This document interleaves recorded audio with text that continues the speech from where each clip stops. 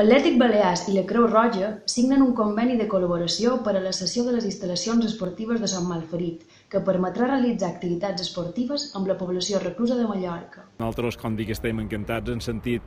fa un moment d'agraïment del president de la Creu Roja, crec que hem d'estar agraïts de col·laborar amb una institució, una de les més prestigioses del món, i aquí estem per ajudar en el que puguem. Amb aquest acord, Xavier Cúnic, conseller delegat de l'Atlètic Balears, i Toni Barceló, president de la Creu Roja, ofereixen una oportunitat a les persones recluses perquè en el seu temps lliure, mentre compleixen condemna, puguin realitzar activitats esportives i fomentar l'aprenentatge de conductes saludables que millorin la seva reinserció. Aquest conveni és molt important per Creu Roja perquè forma part de les activitats per atenció a la població reclusa. Durant el 2015, més de 137 persones van participar en els tallers d'atletisme i futbol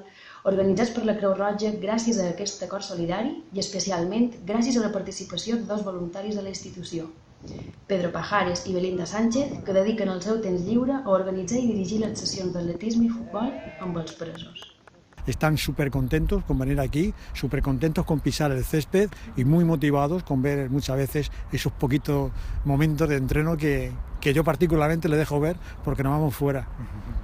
La verdad que muy agradecidos, ellos están muy agradecidos. Y nosotros también por la acogida del Atlético Baleares, tanto los jugadores, el fisioterapeuta, el técnico, el entrenador, la verdad que ha sido todo muy acogedor y muy gratificante para todos.